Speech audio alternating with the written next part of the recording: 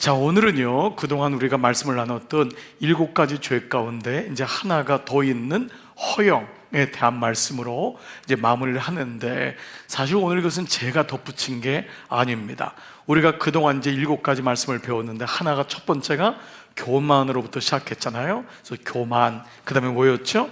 시기, 그 다음에 분노, 그 다음에 나태, 탐식, 탐욕, 정욕까지로 이제 마무리가 되었지만, 사실 이제 요 단락은 우리가 이제 4세기 경에 이제 수도사들이 이 광야에 가서 믿음을 지키면서 우리를 가장 어렵게 하고 힘들게 하는 죄가 뭐냐, 그걸 이제 드러낸 거예요. 초대교회를 지나면서 교회가 교인들을 이제 삶을 돌아보면서 우리의 삶에 죄가 될 수 있는 부분들을 이제 드러내고, 그것들을 어떻게 이길 것인가, 그리고 성경에는 이거에 대해서 뭐라고 말씀하시는지를 이제 우리가 찾아왔는데, 이제 6세기에 이제 처음 시작할 때는 처음에 이제 천주교 캐톨릭으로 시작했던 교황들이 처음에는 그렇게 악하지 않았습니다. 처음에는 뭐든지 믿음으로 잘 시작했어요. 그러나 그것이 나중에 이제 암흑시대가 되고 중세기 1000년에 기가 막힌 그런 말이 이제 시대가 되는데, 그 첫 번째 이제 이 서방교회를 만들었던 이 그레고리우스 이제 교황이죠.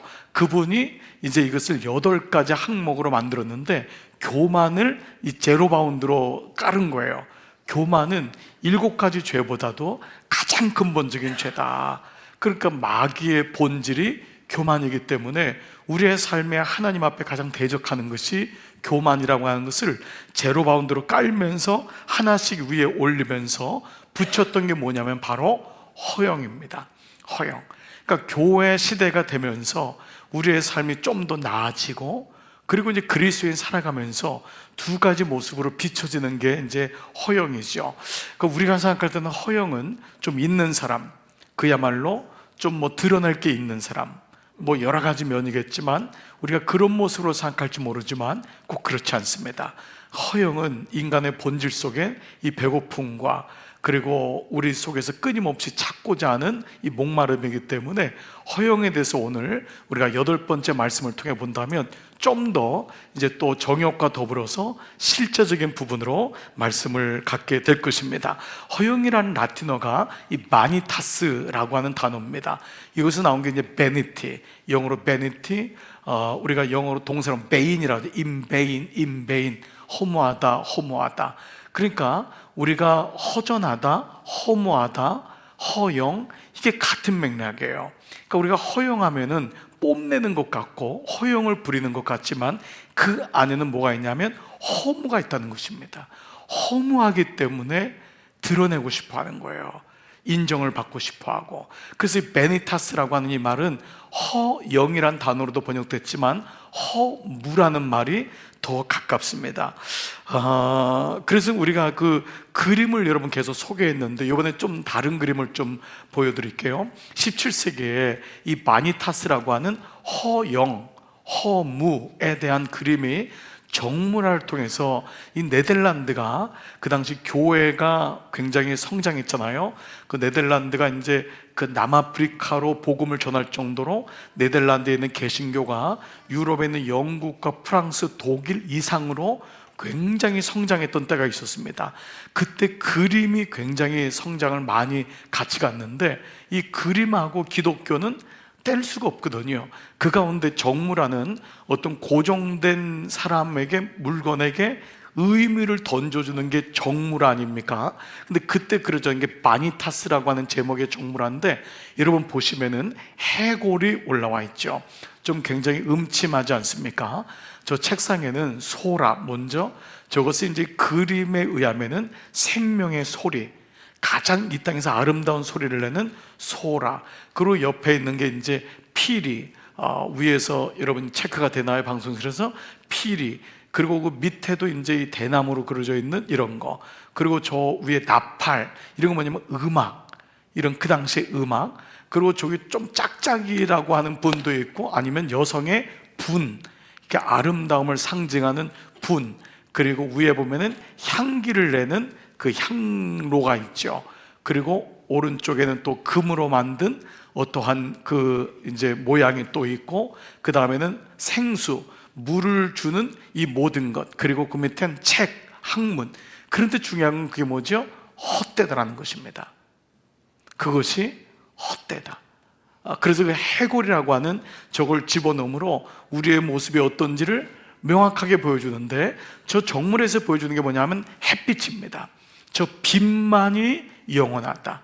하늘로부터 오는 빛, 예수 그리스도의 빛만이 유일하고 영원하다.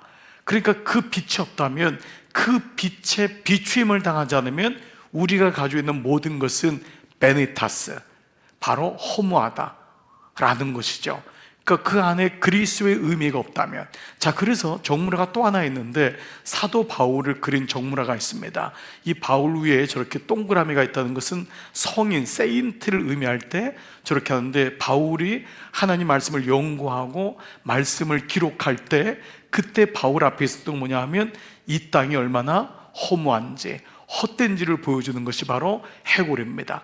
그러니까 하나님 말씀과 해골은 상치되는 것 같지만, 이 마음을 가지고 세상을 살아갈 때, 전도서에 있는 말씀 여러분 기억하시죠? 전도서 1장, 우리가 1장 이전에 헛되고 헛되고 헛되고 했더니 모든 것이 헛되도다. 그 말씀은 헛되고 나는 어떤 이 땅을 향해서 우리가 아무것도 아니야 라고 하는 어떤 그런 차원 이상의 주님의 말씀이 없으면, 주님이 없으면 우리가 추구하는 모든 것은 스스로가 헛되다고 할 수밖에 없구나 라고 하는 것을 보여줍니다. 유한한 존재인 우리가 영혼을 가지려고 하는 욕망으로부터, 그리고 사람들로부터 인정을 받고 더 높아짐을 갖고 싶어하는 그런 마음들이 우리 안에 허무, 결국은 허영을 만들어낸다라는 것이죠. 자, 문자적으로 한번 알아볼게요. 허영이란 단어는 헛될 헛자와 용화로울 영자죠. 우리가 많이 꽃 영자, 용화로울 영자 한자로도 많이 쓰잖아요. 헛되다는 거예요. 헛된 영광.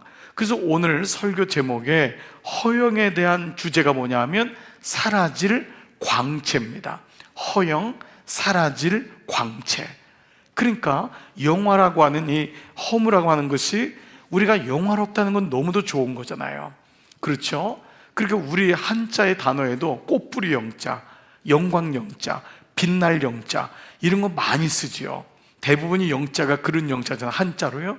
그러나 헛된 영광, 하나님이 없다면 그 영광은 유한하고 당연하죠. 그리고 헛되다라는 것이죠.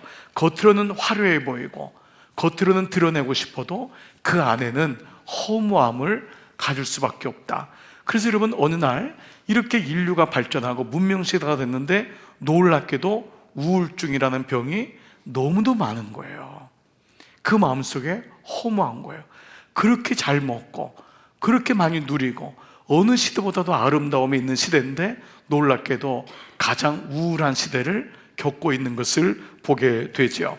요즘은 초등학교 아이들조차도 우울병이 진단된다고 합니다. 여러분, 옛날 같았으면 가난하고 먹을 것도 없고 정말 그렇게 학교 아니면 갈 데도 없고 그렇게 살았고, 우리 아이들이 이렇게 풍족한데 아이들이 초등학교 때부터 우울증이 온다는 거예요. 그리고 고등학교, 대학교 가면은 아이들이 방에서 나오지 않는데 의사한테 가면은 진단이 우울증이에요. 이걸 어떻게 해석을 해야 됩니까? 그러니까 오늘도 우리가 말씀으로 우리의 삶을 돌아봤으면 좋겠어요. 초대교회 때 사도 바울이 빌립보 교회를 향해서 빌립보 2장 3절에서 허영이란 단어를 처음 씁니다. 여러분, 이 단어예요. 아무 일에든지 다툼, 욕망, 화를 내지 말고, 그리고 허영을 하지 말고. 허영이란 단어가 이미 초대교회도 들어왔어요. 허영이란 단어, 이 단어는 케노독시아라고 하는 헬라 말인데요, 이 허영이 케노독시아예요. 근데 이 두 가지 단어의 합성어인데, 케노는 empty, 비어있다. 독시아라는 말은 독사, 영광입니다. 여러분, 독사, 뱀 독사 말고 헬라어로 독사라는 단어인데, 독시아, 독사라는 말이 glory, 영광이라는 단어예요. 무슨 말이죠? empty glory, 비어있는 영광. 내실이 없다는 거예요. 내면이 없다는 거예요. 이게 참 우리 자신에게 다가오지 않습니까? 그래서 가짜 영광을 진짜 영광인 줄 알고 살아간다는 것이죠. 자, 이런 면들은 없는 사람은 아무도 없어요. 그렇기 때문에 우리 자신을 한번 오늘도 말씀을 통해서 우리 내면을 보는 것입니다. 우리 안에 갈망하는 것이 있다는 것이죠. 목말라 하는 것. 무엇보다 우리 안에는 다 인정 욕구가 있습니다. 그래서 요즘에 심리학은 인정해 줘야 된다, 칭찬해 줘야 된다. 참 이게 어찌 보면 맞는 얘기면서도 슬픈 일입니다. 끊임없이 인정을 받아야 돼요. 인정 욕구가 돼야지만이 무언가 움직이고, 그렇지 않으면 안 되는 거예요. 그런데 이것이 우리 내면에 뭐냐면 배고픔과 허기가 있다는 거예요. 누군가가 잘한다 잘한다 해주면은 그 용기가 나는 거예요. 그런데 잘한다 잘한다 안 하면은 나 뭔가 잘못되고 있는 건 아닌가? 라고 하는 마음이 들 때도 많죠. 여러분, 저도 여러분이 목사님 은혜 받았습니다, 은혜 받았습니다 하면 내가 잘하는 것 같아요. 그러다 이상하게 악수할 때나 표정이 별로 안 좋으면 오늘 죽 섰구나, 그런 마음이 또 들고, 그러니까 참 이렇게 목회를 오래 하는데도 언제까지 인정 욕구에, 그러다가 깜짝 놀라는 거예요. 나에게 기도 시간이 줄어들었구나. 내가 혹시 말씀에 들어가지 않고 설교하려고 말씀을 보는 건 아닌가, 이런 마음이 들 때가 너무도 많아요. 이건 뭐 저만이 아닐 거예요. 우리 목사님들, 장로님들, 권사님들 신앙을 오래 가지면 가질수록 이런 두 가지 내면의 모습이 있는 것을 보게 되지요. 그래서 먼저 허용에 대한 것을 정의한 게 있는데 우리가 좀 인정하고 들어가야 돼요. 자, 뭐냐 하면 같이 한번 천천히 시작. 칭찬과 명예에 대한 지나친 욕망과 집착. 자, 여기 단어는 지나치다라는 단어를 생각해 봤으면 좋겠어요. 칭찬과 명예에 대한 욕망과 집착이 없는 사람은 아무도 없어요. 질투는 성공의 원동력이다. 뭔가 사람이 뭔가 패션이 있고 한다는 것은 뭐냐면 욕망하는 게 있다는 거예요. 바라는 게 있다는 것이죠. 이것 자체가 문제일까요? 아니, 사업하는 사람이 욕망하는 게 없다면, 나 이번에 여기까지 한번 올리고 싶어, 너무 구멍가게인데 한 10평으로 옮기고 싶어, 나 열심히 일해서 1년 뒤에는 50평으로 가고 싶어. 모든 사람은 욕망하는 게 있습니다. 그래서 이왕이면은 좀 잘 돼서 주님의 영광을 쓰임 받고 싶어 하는 거예요. 그리고 또 여기에 대한 바라는 마음이 있죠. 그런데 이것이 지나칠 때, 그러니까 사실 굉장히 이것이 조심스럽기도 하고 경계적인 부분이기 때문에 잘 말씀으로 우리 스스로를 컨트롤하는 게 너무 중요합니다. 그리고 하나님의 은혜가 왔을 때만이 진짜가 뭔지를 알게 되는 것이죠. 칭찬과 명예는 그 자체는 문제가 없어요. 근데 이것이 지나치게 욕망이 되고 집착이 될 때, 그것이 없으면은 견디지 못하는, 그러니까 우리가 아주 극단적인 예들이 연예인들 뿐 아닙니까? 드러난 분들. 제가 그런 얘기예요. 사람들하고 관계하거나 연예인들 아니면 모델, 방송계 이런 분은 멘탈이 강하거나 믿음이 정말 강하거나 둘 중에 이 갖춘 사람이 들어가야 된다. 이거 없으면은 너무 힘든 거예요. 아주 독하게 멘탈이 강하거나, 그것도 사실 좋은 건 아니죠. 그러나 그를 견뎌내야 되니까. 그래서 그 안에서 그리스도인들이 자꾸 많아지는 거예요. 정말 그 안에서 신실하게 믿음을 가지고 그 허무한 마음을 두들겨주고 그 마음을 가지고 우리를 보게 되는 것이죠. 오스왈드 챔버스 목사님은 우리 작년에 우리 그 오순절 때 같이 봤던 책인데, 주님은 나의 최고봉, 이 책에서 그분의 설교에서 허영과 자기중심적인 삶의 위험성, 이게 연결되는 거예요. 허영이 오면은 자기중심성의 삶이 오는데, 이 허영의 본질을 뭐라고 했냐면 하나님 없는 삶의 공허함을 아주 정확하게 꿰뚫은 거예요. 하나님 없는 삶의 공허함. 그러니까 우리도 열심히 뛰다가 엠티네스를 느끼는 거예요. 공허함을 느끼는 거예요. 근데 그때 깨닫는 거예요. 하나님이 없을 때 이것이 얼마나 위험한지를. 하나님 없는 삶의 공허함. 우리가 누군가를 열심히 사랑할 수도 있어요. 그런데 그 사랑에 하나님이란 단어가 없으면 한순간에 욕망으로 바뀌어버립니다. 그리고 공허해집니다. 그리고 버림받은 느낌, 애착, 집착, 이것이 사랑에 대한 단어들이 등장하는 거예요. 하나님이 없으면 변질되는 모습을 보게 되죠. 그래서 이 허영의 본질이 하나님 없는 삶의 공허함이라면 어떻게 또 정했냐면 하나님 없이 자기 자신을 드러내려는 마음이라는 거예요. 하나님 없이 자기 자신을 드러내다 보니까 결국은 어떻게 될까요? 이것이 죄가 되고 하나님도 잃어버리고 자기 자신의 정체성도 잃어버리게 되는, 이걸 셀프 워십이라고 하는데 자아숭배가 되는 거예요. 자기가 최고인 거예요. 그러나 그 안에는 비어 있는 거예요. 참 우리가 허전함을, 허무함을 경험하게 되지요. 공허하다, 비어 있다.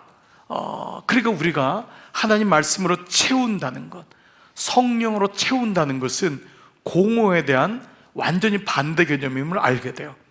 그래서 왜 너희가 다툼과 허영으로 하지 말고 오직 겸손함으로 허리를 동이고 피차 남보다 나를 낫게 여기면서 그 뒤에 구절 뭐냐면 성령의 충만함이라고요. 우리 안에 비어있음에 하나님 말씀이 들어와서 채워지고 성령으로 채워질 때만이 우리의 삶의 공허함을 이길 수 있다라는 것입니다. 다른 말로 하면 하나님이 없으면 우리는 다른 걸로 채웁니다. 여러분, 우리가 술을 먹는다고 하는 단어도 그냥 알코올이 좋고 분위기가 좋아서가 아닙니다. 어찌 보면 허전한 마음에 뭔가 채우고 싶은 거예요. 술로 채우면은 어떤 분은 그냥 그 밤에 잠이라도 푹 잔대요. 그 말을 들으면 참 가슴 아프지 않습니까? 얼마나 허무하면은 그냥 술 취한 채로 하루의 피곤을 잊고 싶은 거예요. 어떤 분은 자기 인생에 뭔가 또 다른 영광으로, 또 다른 중독으로 채워야지만이 이렇게 살아가는 거예요. 여러분, 성 중독, 섹스 중독이 뭐예요? 성이 없으면 채워지질 않는 거예요. 평생 그걸로 채우는 거예요. 그러니까 거기에 대한 목마름이 얼마나 많은지를 보게 됩니다. 특별히 이 챔버스 목사님은요, 인간의 본질적인 부분만이 아니고 신앙생활에서의 교회와 성도의 허용에 대해서 좀 경계를 했어요. 예를 들면은 중세교회가 무너진 이유는 뭐냐면 외형에 관심을 가질 때였습니다. 여러분, 지금도 유럽이나 이탈리아, 롬, 우리가 뭐 영국, 지금 유럽도 가면은 교회 안에 사람들은 없는데 그걸로 지금 먹고 살잖아요.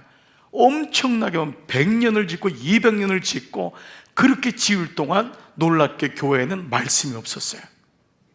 다 타락했어요. 그러니까 외형에 관심이 있는 거예요. 그렇게 교회를 아름답게 수천억을 지어서 그렇게 지었지만은 안에는 실상 말씀이 없는 이런 모습들은 오늘날도 우리 안에 존재할 수 있습니다. 여러분, 교회는 이것저것 프로그램으로 돌아가는 게 아닙니다. 우리가 계속 본질적인 부분이 뭐예요? 그 어떤 분은 저희 외 이제 다른 교회에 있다가 우리 교회에서 이렇게 신앙생활하는 분 중에 어떤 분은 굉장히 좋아하는 분도 있지만 어느 분은 너무 교회가 조용하대요. 우리 안에는 얼마나 바쁜지 모르고 안에 있는 목자들이나 믿음 사람은 죽을똥살구지고 하고 있는데 너무 조용하대. 그분이 봤던 건 뭐냐면 늘 교회가 뭐 어디 가서 파티하고 오케스트라하고 뭐하고 뭐 성가대 찬양지 당하고 막 이런 걸로 바빴대요. 여러분, 우리도 그럴 수 있는 거예요. 막 하는 거예요. 가가지고 막 드러내고, 물론 그것 자체가 문제되느냐 안 되느냐. 여러분, 이런 말에 여러분 절대 시험 들지 마세요. 그런데 이것이 내면이 없는 외형은 굉장히 무서워요. 한국교회가 한동안 여기 시달렸잖아요. 얼마나 프로그램 많았어요. 매일마다 뭐 바자회하고 이웃 초청하고 하지만은 그 안에는 말씀은 없는 거예요. 성도들은 다 피곤해, 다 졸아요. 그러니까 우리가 계속 애찬하고 이런 부분들 본질이 뭐예요? 그게 본질이 아니다. 밥 안 먹으면 어떠냐?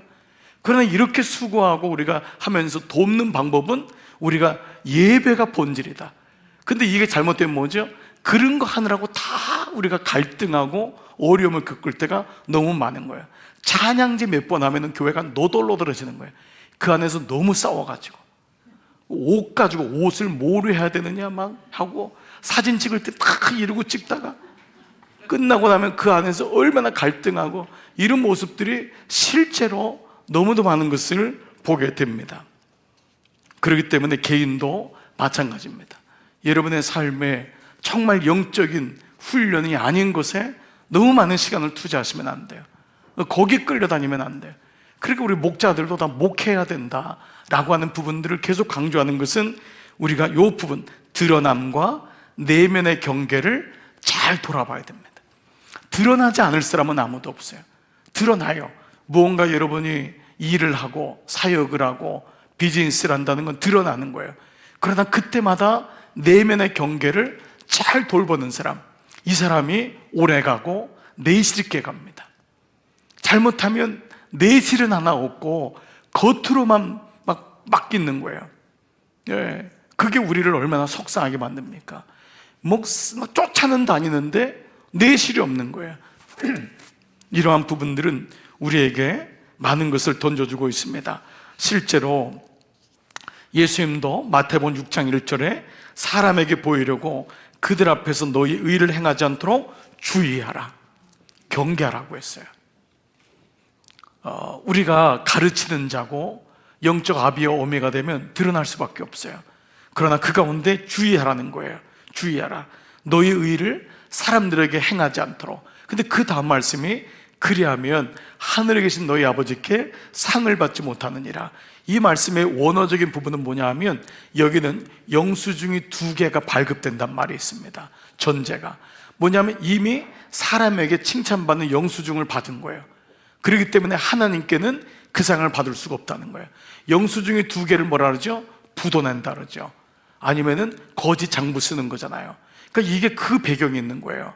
우리가 사람에게 칭찬 다 받으면은 정말 이것이 뭐예요? 부도가 되고 거짓 장부 쓰는 겁니다. 근데 우리가 하나님께 칭찬받으려고 하는 거예요. 그러므로 하나님께 칭찬받기를 원해라. 그래서 여러분, 우리가 쪼크지만은 목사들이 천국 가면은 많이 없다, 그 말이 이 말이에요.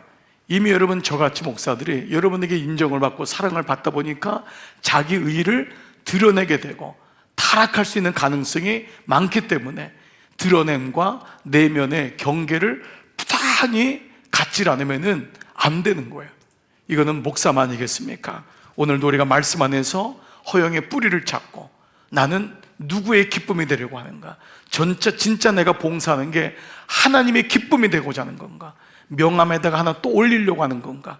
우리 스스로가 날마다 보지 않으면 우리는 그때는 모르는데 이게 쌓이고 결국 이것이 우리의 가정을 흔들게 되고 우리의 삶의 뿌리를 흔들게 됨을 우리가 보게 됩니다. 자, 오늘 본문 말씀은 우리가 익히 잘 알고 있는 사울 왕, 이스라엘의 초대 왕에 대한 말씀입니다. 그런데 여러분이 허영에 대한 주석을 찾아보면은, 예를 들면 교만에 대한 인물은 성경에 누구일까요? 이렇게 한번 물어보거나, 예를 들면 시기에 대한 인물은 누구일까요? 정욕에 대한, 욕망에 대한 인물은 누구일까요? 물으면 나오는데, 허영에 대한 걸 물으면 정확하게 누구냐면 바로 사울 왕이 나옵니다. 사울 왕이 허영의 가장 대표적인 사람이에요. 자, 왜 그런지 한번 우리가 말씀을 통해 한번 찾아보겠습니다.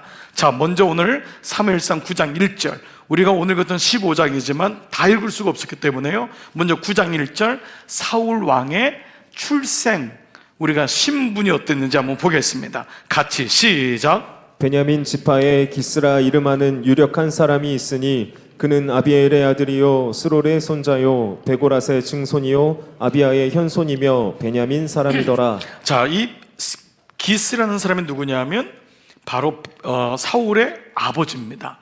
근데 우리가 동그라미 치겠죠? 유력한 사람, 이 히브리 말로 하일이란 단어예요. 하일한 유력하단 말은 대체적으로 사람의 특징을 드러내는데, 용감하다, 권세 있다, 능력 있다, 굉장히 좋은 말입니다. 세상적인 관점으로 보면은 크게 성공한 사람이에요. 그러니까 그 아버지가 크게 성공한 사람이에요. 이미 사울의 아버지가. 그러니까 사울은 성공한 집안의 금수저로 태어난 거예요. 이미 태어났는데 아버지가 너무 유력한 사람인 거예요. 자, 그런데 이 절에 대해서 기스에게 아들이 있으니 그의 이름이 바로 누구예요? 사울이다. 그 다음에 두 번째 단어가 준수하다. 그가 준수한 소년인데 이스라엘 중에 그보다 더 준수한 자가 없다. 이 준수란 단어가 여러분 들어보셨죠? 하나님이 천지를 창조하실 때 보기에 좋았더라를 히브리 말로 뭐라 그랬죠? 토라. 토란 말이 look good, 영어로 look good, 보기 좋다. 그리고 happiness, 행복하다.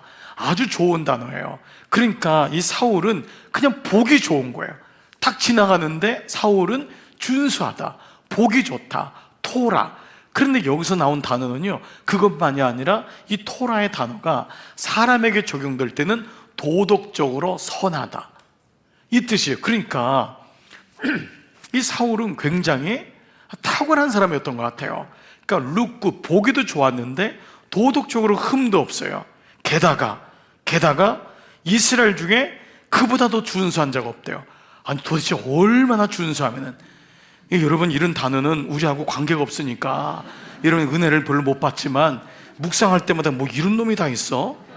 그런데 이게 위험의 징조예요. 우리는 사울의 인생을 알잖아요. 사울이 어떻게 비참하게 맨 마지막에 누굴 찾아가죠? 무당을 찾아가잖아요. 그리고 그는 마지막에 자살한다고요. 그는 그 영광을 가리고 싶어가지고 왕의 지엄을, 존엄을 그 자기가 지킨다고 하는 말로 해서 그 신하에게 자기를 죽여라 그러고 죽이면서 아들 삼형제랑 같이 다 죽잖아요. 사울가가 완전히 무너지는 비참한 결과를 알기 때문에 이 말씀이 좋은 구절이 아닌 위험한 징조라는 거예요. 우리가 이거를 먼저 보는 거죠. 이게 좋은 것만 아닌 거예요. 자, 그 다음 구절에는 제가 제일 싫어하는 구절이 또 있어요. 키는 모든 백성보다 어깨 위만큼 더 컸더라. 내가 이럴 줄 알았어. 이러니까 사람이 적당히 커야지. 그러니까 모든 백성 어깨가 더 컸으니까 뭐 뛰어난 거예요. 그건 지나가면 보이는 거예요. 도덕적으로 흠없죠. 아버지 금수저, 아버지 그렇죠. 그런데 이것이 우리에게 오늘 뭐죠? 위험한 징조가 되는 거예요. 이것이 허영을 불러일으킬 수 있구나. 그런데 이것이 하나님이 들어간다면 영광이 될 텐데, 얼마나 귀하게 자란 거예요. 얼마나 귀하게 여러분 부모로부터 받은 것이 많아요. 그런데 하나님이 사라지는 것을 보는 거예요. 게다가 이 사울은요, 그냥 왕 된 게 아닙니다. 사울도 부르심이 있었어요. 이거는 우리에게도 굉장히 많은 인사이트를 줘요. 사울이 버림받은 사람이 아니에요. 하나님의 은혜도 경험했고 부르심도 받았어요. 자, 사무엘상 9장 17절 말씀. 사무엘이 사울을 볼 때에 여호와께서 그에게 이르시되 보라, 이는 내가 너에게 말한 사람이니 이가 내 백성을 다스리라. 하나님이 보라, 이 사람을, 이 정도로 얘기했어요. 그래 여러분, 사울이 그냥 만만한 사람이 아닙니다. 부르심이 확실한 사람이에요. 사무엘상 10장 6절, 내게는 사울에게 말한 거예요. 여호와의 영이 크게 임하리니. 사무엘이 예언을 한 거예요. 너에게 여호와의 영이 크게 임하리니 너도 그들과 함께 예언을 하고 변하여 새 사람이 되리라. 변하여 새 사람이 되리라. 이게 사울 왕에게, 사울이 왕 되기 전에 은혜를 경험했을 때 이 구절을 가졌던 거예요. 자, 그런데 여러분 보십시오. 그가 왕이 되면서부터 조짐이 생겨요. 이게 너무 안타까운 거예요. 정말 이렇게 하나님께서 기름 부음을 받고 왕이 되었으면 잘하면 좋을 텐데, 사무엘상 13장 1절, 사울이 왕이 될 때에 40세라. 이것도 적지 않은 나이였어요. 그런데 자, 이스라엘을 다스리는 지 2년이 채 안 돼서 어떤 일이 일어났냐 하면, 자, 13장 8절 9절, 사울은 사무엘이 정한 기간대로 이레 동안을 기다렸으나 이제 전쟁터에 나가서 이 제사를 드리는 건데 기다렸어요. 그런데 사무엘이 길갈로 오지 아니하매 백성이 사울에게 흩어지는지라. 이게 뭐죠? 사울이 불안감을 느낀 거예요. 사울은 사람에게도 관심이 있는 거예요. 이게 참 우리에게도 다 연약함 아닙니까? 하나님은 보이지 않으니까, 사람이 흩어지니까 이게 두려움을 느낀 거예요. 그래서 어떻게 하죠? 사울이 이르되 번제와 화목제를 이리로 가져오라. 자기가 제사장이 된 거예요. 이리로 가져오라. 이런 단어가 너무 많아요. 자기가 중심되는 거예요. 거기 가서 예배를 드려야 되죠. 근데 이리로 가져오라. 그러면서 번제를 드립니다. 그때 번제를 드리자마자 누가 오죠? 사무엘이 온 거예요. 사무엘이. 그러자 사울이 계속 변명합니다. 당신이 늦게 와서 내가 이럴 수밖에 없었다고 하지만 이미 사울의 마음이 하나님을 떠나고 있음을 사무엘은 간파했어요. 13절 사무엘이 사울에 이르되 왕이 망령되에 행하였도다. 이건 급한 문제가 아닙니다. 망령이 뭐예요? 영이 망했단 말이잖아요. 망령됐다. 당신의 영이 죽었다는 거예요. 왕이 왕의 하나님 여호와께서 왕에게 내리신 명령을 지키지 않았다. 그러니까 결국 하나님의 음성이 안 들리는 거예요. 사울이 이랬던 사람이 아니라 변하여 새 사람이 되었다.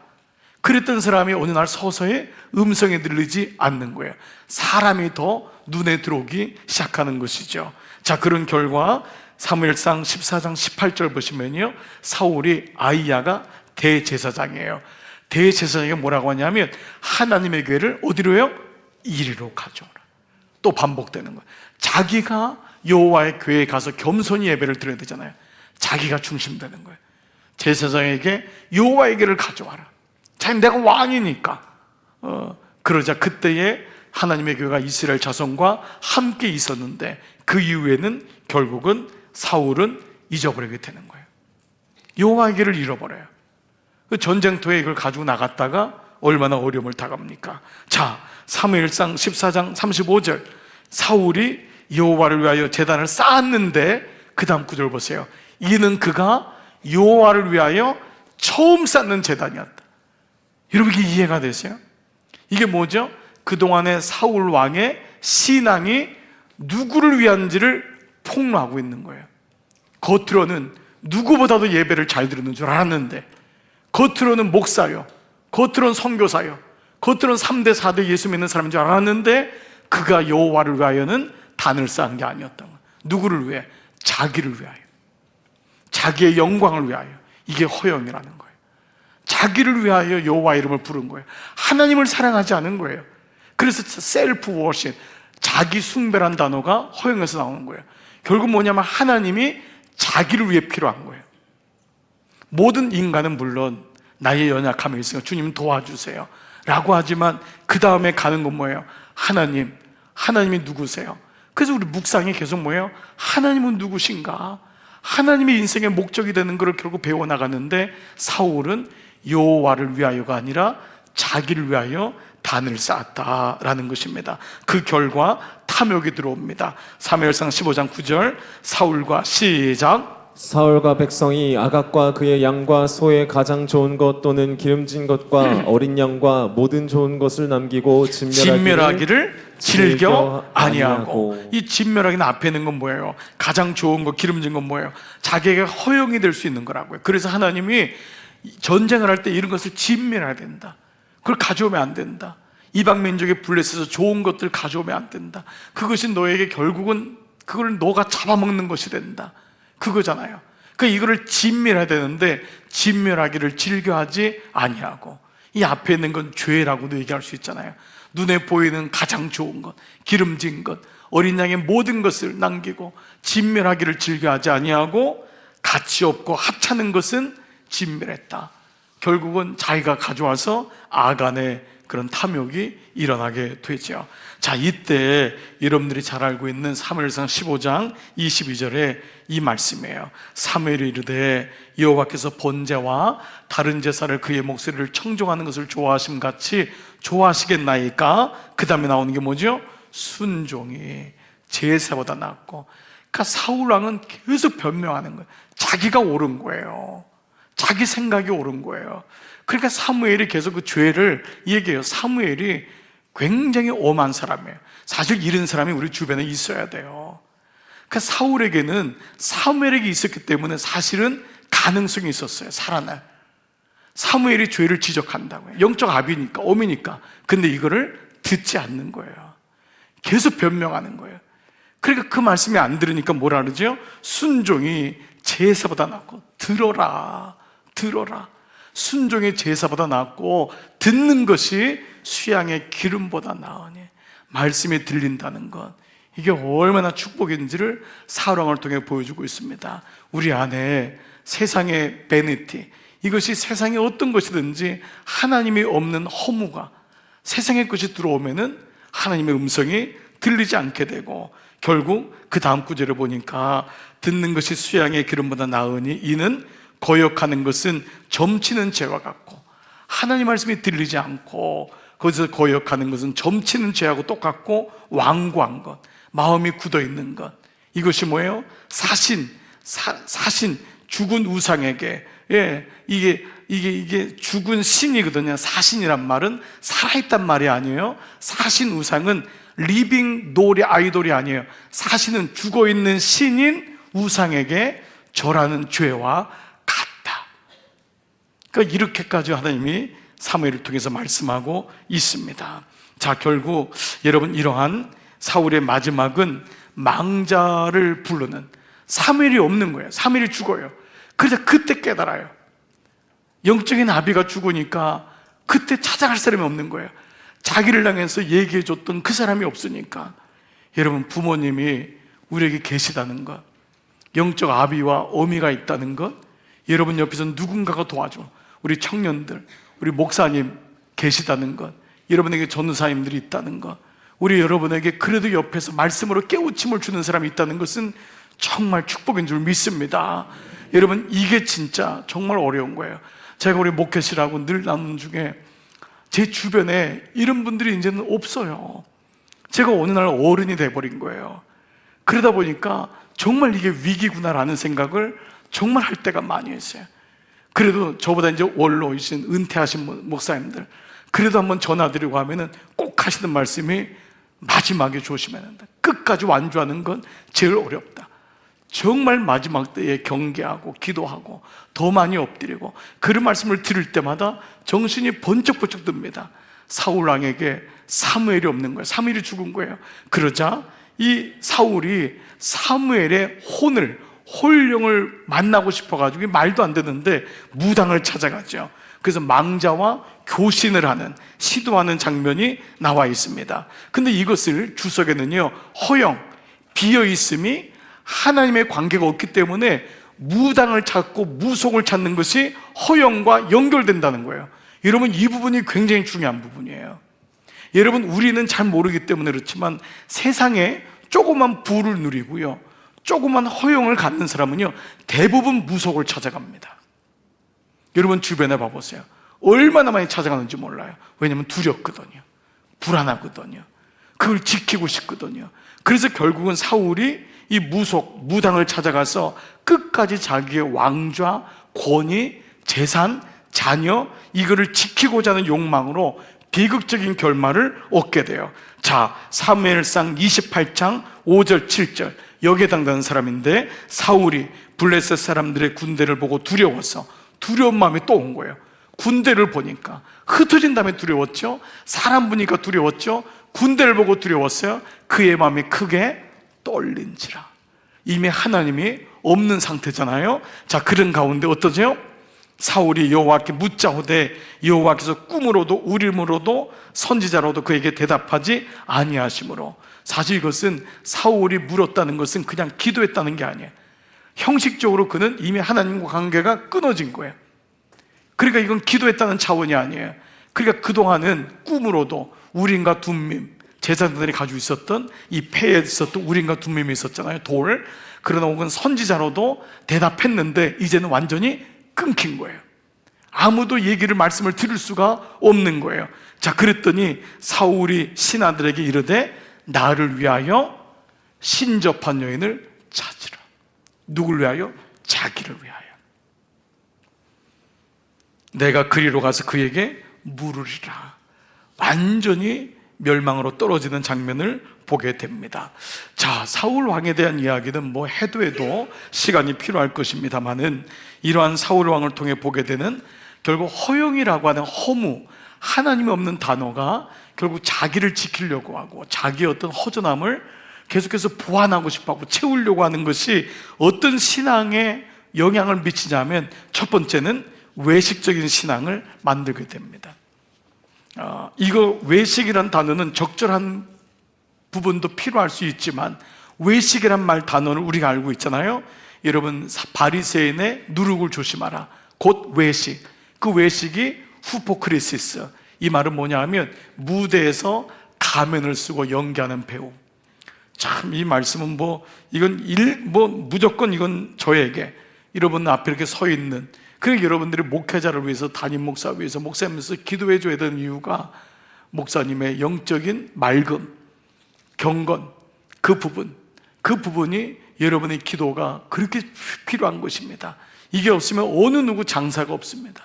그러니까 우리 모두가 사실은 다 여기서 나오는 게 이제 페르조나라고 하는 가면이 이제 영어로 페르조나, personality 이런 단어가 이제 나왔잖아요. 다 우리가 페르조나라고 하는 가면을 쓰고 있는 거예요.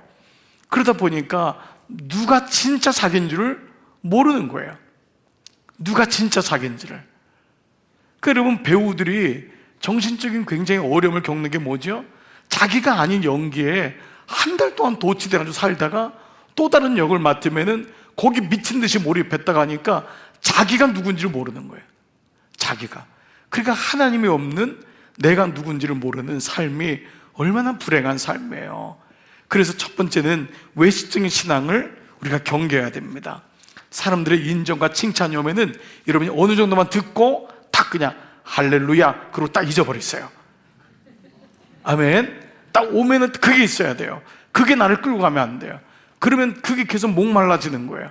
세상적인 게 참으면은 감사하지만 이거 아닌, 나는 떡으로만 사는 것이 아니라 하나님 말씀으로 산다. 이게 계속 말씀이 우리에게 주시는 후대하심에 채워질 때만이 그 후대하심이 변질되지 않는 것입니다. 이걸 가지셔야 돼요. 정말 이걸 가셔야 돼요. 여러분, 그런 마음을 갖고 그때마다 딱 돌아서지 않으면은 우리는 그때 휩쓸리게 되는 것입니다. 아멘. 여러분, 이 마음을 가지셔야 돼요. 그렇습니다. 그래서 외식적인 신앙을 조심해야 된다. 결국 뭐죠? 두 번째가 참된 기쁨과 평안을 빼앗기는 거예요.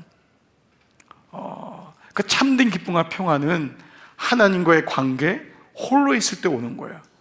정말 홀로 걸으면서 하나님 감사해요, 이런 마음이 와야 되는데 홀로 있는데도 계속 뭔가 부족한 거예요. 그걸 보채미라고 하잖아요. 뭔가 보채는 거예요.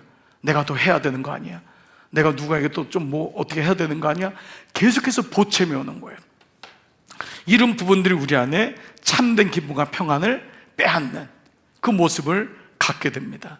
그러니까 사람에 대해서 너무 신경을 쓰니까. 그러니까 여러분, 너무 막 카톡이나 이런 거 너무 많이 하지 마세요. 너무 이게 너무 지나치면은 말씀을 주고받고, 예? 정말 이것이 교회 안에서 이루어지는 그게 되는데 너무 지나치게 그 어떤 분은 막 자매들끼리도 막 거짓말, 너무 오늘 너무 예뻤어, 막 그러니까 너도 예뻤어, 예. 그러니까 계속 그걸 주고받다 보니까 거울을 보니까 실망하고 그거 아니에요? 계속해서 넌 세상에서 제일 예뻐, 예, 막 이러고 너 그거 어디서 샀니? 야, 그냥 그만해야 되겠어. 네. 뭐 이런 거. 그러니까 진짜가 아닌 가짜 기쁨이 우리에게 올 때마다 조심해야 돼요. 이게 진짜 우리가 그렇습니다. 그러면 요즘 뭐예요? 카톡 한다면 또 그걸 안 보고 응답 안 하면 그것 때문에 또 열받아요. 지가 나를. 여러분, 이게 무서운 거예요. 그러니까 내가 보냈는데 그 사람이 반응하지 않는 것 때문에 내가 거기서 막 분노를 갖고 화를 내고, 이렇게 나는 당신에게 하는데 이게 뭐죠? 다 허영이에요. 우리 안에 허문 거예요. 우리 안에 내실이 없는 거예요. 그러니까 홀로 있을 때 모습이 자기인 거예요. 여러분, 제가 계속해서 우리 교우들에게 지나친 유튜브, 지나친 거 계속 조절하는 게 뭐죠? 특별히 사순절 기간에 미디어 금식하라. 계속해서 자기도 모르는 거를 떠다 옮기는 거예요. 사실 그게 잘 모른다고요. 오늘날 지금 대한민국의 현실이 뭐예요? 계속해서 가짜 뉴스가 막 계속 올라오고 가정에서만 나눠지는 거예요. 아버지하고 아들하고 서로 다르고, 형제끼리 다르고, 교인끼리 다르고.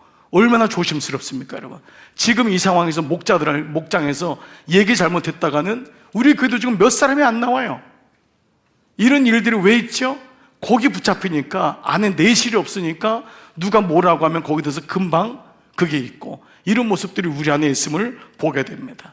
여러분들이 진짜 주님 앞에 독대했을 때, 새벽에 일찍 일어나서 주님 앞에 나갔을 때, 홀로 있을 때, 그때 세상이 줄 수 없는 기쁨이 내 안에 없다면, 평안이 없다면 나는 허영으로, 험으로 뭔가 계속 끊임없이 채워야 되는 것은 아닌가, 이 모습을 보게 되는 것입니다. 그렇다면 우리는 마지막 결론적으로 어떻게 허영을, 인생의 허물을 극복할 수 있을까요? 허영을 극복하는 가장 근본적인 모습은 자기 부인입니다. 자기 부인하기 연습하기입니다. 결국 끊임없이 올라오는 자기 내면의 허물을 이겨내야 됩니다. 이것을 자기 부인이라고 하죠. 마태복음 16장 24절에 예수님께서 뭐라고 하셨죠? 나를 따라오려거든 누구든지 첫 번째가 자기를 부인하고, 첫 번째가 자기를 부인하는 것입니다. 나는 아무것도 아닙니다. 나는 연약한 존재입니다. 나는 되었다고 하는 존재가 아닙니다. 자기를 부인하지 않으면 결국은 사울에게 있었던 것처럼 결국 마음에 완악함이 생기고 고역이 생기고 고집이 생깁니다. 그렇기 때문에 그때마다 마음을 순하게 하셔야 됩니다. 자기를 부인하는 것이 중요합니다. 내가 틀릴 수 있구나, 내가 연약할 수 있구나, 나는 아무것도 아니구나, 주님 앞에 나는 연약한 존재구나 라고 하는 마음이 필요합니다. 자기를 부인하고 자기 십자가를 진다고 하는 것입니다. 자기 십자가는 인생에 주어진 십자가입니다. 그거를 질 때만이 우리는 하나님 앞에 나갈 수가 있는 거예요. 내 연약함들, 주님이 주시는 멍에를 질 수 있는 것이죠. 전도서 1장 2절에도 계속한 말씀이지만 헛되고 헛되며 헛되고 모든 것이 헛되다. 이 말씀이 어떤 세상에 대해서 허무주의가 아닙니다. 이거는 하나님 말씀이 없는 것에 대해서 이러한 마음을 가질 수 있는 마음. 요한일서 2장 15절 17절 볼까요? 거기도 이 세상이나 세상에 있는 것들을 사랑하지 마라. 너무 거기 붙들리지 말라는 거예요. 예. 누구든지 세상을 사랑하면 아버지의 사랑이 그 안에 있지 아니하니. 우리가 이 정도의 완벽한 영성은 갖지 못할지라도 우리는 어느 정도 알잖아요. 세상의 것이 너무 가득하면은 하나님의 것이 들어올 수가 없는 거예요. 그래서 너무 지나치게 사랑하지 말라는 거예요. 예, 그러면 아버지의 사랑, 이는 세상에 있는 모든 것이 육신의 정욕과 안목의 정욕과 이생의 자랑이니. 이게 세계가 뭐예요? 허무잖아요. 허영이잖아요. 육신의 정욕, 안목의 정욕, 이생의 자랑. 결국은 실컷 했는데 돌아보니까 허전한 거예요. 허무한 거예요. 다 아버지의 것부터 온 것이 아니에요. 그러니까 사람들이 보는 나가 아니라 하나님 보는 나, 그게 너무 소중하다는 거예요. 제가 오늘 이 말씀을 준비하다가 문득 제가 한번 여러분에게 얘기했는데, 저는 제가 초등학교 그 6학년 때 그 선생님의 그 말씀, 하나님의 아버지가 진짜 아버지다, 그 말이 저에게 거듭남을 경험하게 했는데, 제 후배 중에 한 사람은요, 제가 한번 말씀드렸죠. 중학교 3학년 때 그 당시 그 파란 대나무 우산 때문에 거듭남을 경험했어요. 그 친구 거기서. 그분은 아버지가 집을 떠나고 도박하고 바람 피우면서 너무 가세가 기울었대요. 그렇지 않았는데, 그래서 잘 살던 집에서 너무 힘든 집으로 왔는데 그 경계선이 있더래요. 예를 들면 이렇게 버스를 타고 오는데 여기까지가 집이 안 좋은 집이고, 요 다음이 그러니까 좋은 집이 이렇게 됐대. 정장을 내리면은 사람들이 고정장에 내리면은 가난한 동네예요. 근데 다음 정장에 내리면 부자 동네예요. 이 친구는 가난한 동네에 내려와야 돼요.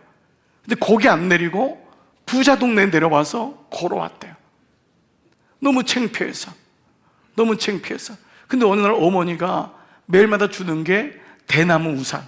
자기 형이나 누나는 그 비닐 그냥 지금 쓰는 우산을, 천 우산을 주는데 자기한테만 그 대나무 우산을 주는데, 그 대나무 우산도 다 찢겨진 대나무 우산. 그거를 쓰는데 너무 창피한데 버스를 탔는데 사람들이 다 자기를 쳐다보는 것 같은 거예요. 근데 자리가 하나도 없는 거예요. 자기만 서 있는 거예요. 대나무 우산을 붙들고. 죽고 싶었대요. 근데 그 순간에 놀라운 일이 벌어지는 게, 아무도 자기를 보고 있지 않았다는 거예요. 그 순간이 그에게는 거듭남의 순간이었다는 거예요. 여러분, 하나님의 은혜가 참 놀랍잖아요.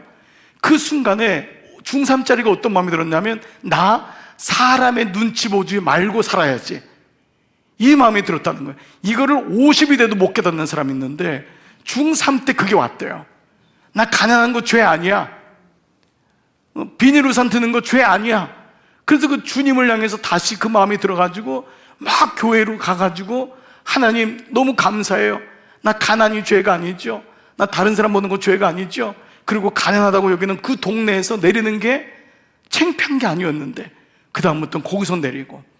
여러분, 이거 1년의 얘기가 우리에게 적용되지 않습니까? 얼마나 우리에게, 사람에게 보이려고 하는 이 마음들이 있습니까? 그래서 갈라디아서 5장 26절에 이 말씀을 주고 있는 거예요. 자, 헛된 영광을 구하여 서로 노엽게 하거나, 갈라디아서 5장 26절 그 다음 구절 한번 띄워줘 보세요. 네. 자, 허영을 부리지 말고, 자, 띄워줘 보세요.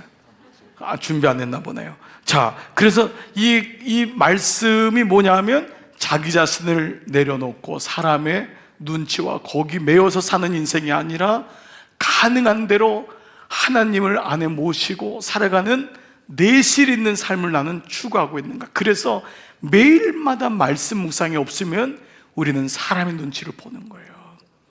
먼저 말씀이 들어와야 돼요. 그리고 기도의 시간을 가져야지만이 우리가 살아갈 수 있구나라는 것입니다. 두 번째는 겸손과 순종, 균형 잡기입니다. 마지막 말씀이에요. 겸손과 순종, 균형 잡기. 빌립보서 2장 3절에는 아까 우리가 말씀을 나눴지만은 아무 일이든지 다툼이나 허영을 하지 말고 오직 겸손한 마음으로 각각 자기보다 남을 낫게 여기라. 겸손함, 자기보다 남을 낫게 여기라.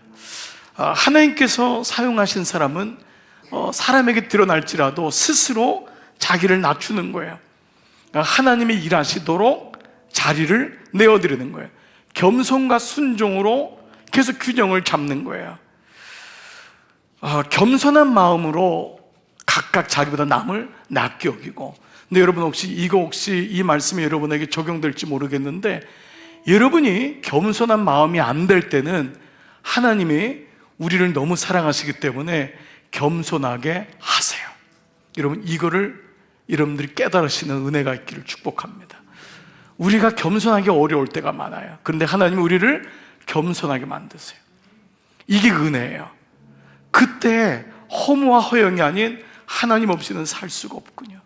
제가 지난주에 여러분에게 좀 그 철봉에서 거기서 떨어져 가지고 이렇게 좀 힘들었던 걸 얘기해서 좀 놀라게도 했고 죄송한 마음입니다만, 제가 그 과정을 통해 또 깨달은 게 있어요.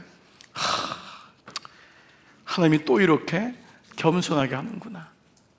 제가 요즘 얼마나 겸손한지, 앉을 때도 겸손하게, 아유 주여, 차 탈 때도 얼마나 겸손하게 하는지 말도 못해요. 올라가서 한 발짝 올린 다음에 다시 또 이렇게 싹 앉고, 그냥 내 마음대로 앉았다가 아파가지고 또 살짝 일어나, 아버지, 그리고 또 겸손하게 앉고. 웃는 분들도 당해보시기를 축복합니다. 하나님은 뭐지요? 겸손하게 하는구나. 너무 감사. 겸손하게 하는구나. 하나님이 좀 오르는 거, 하나님이 우리를 사랑하시기 때문에 이제 아는 거예요. 제가 그걸 받아들이는 거예요. 물론 제 실수지만, 제 연약함이지만 하나님 제가 받아들일게요. 겸손하게 하는 거예요. 매 순간마다 겸손을 배워나가게 주님이 하세요. 그렇게 제가 여러분, 우리 청년들이나 여러분에게, 젊으신 분에게 영적 아비로 살아가지만 제 자신은 또 너무 부족한 거예요. 그때마다 겸손하게 하시는 거예요. 사람들이 막 됐다 그러고 뭐 목사님 뭐 그런 말씀 들을 때마다 정말 조심하고, 매 순간 겸손한 마음을 갖지 않으면 아무것도 아니구나 스스로 깨닫습니다. 하나님이 이렇게 만들으셔요. 사랑하는 여러분, 여러분 삶에 어려운 일이 있는 것 그것만 보지 마시고 하나님이 여러분을 허무함으로, 허영으로 못 가게 하시는 거예요. 그때 기도하게 하시는 거예요. 나는 주님 없으면 살 수가 없구나. 그래서 하나님이 겸손하게 하심을 인정할 때 우리는 그때 주님 앞에 더 가까이 가게 될 줄 믿습니다.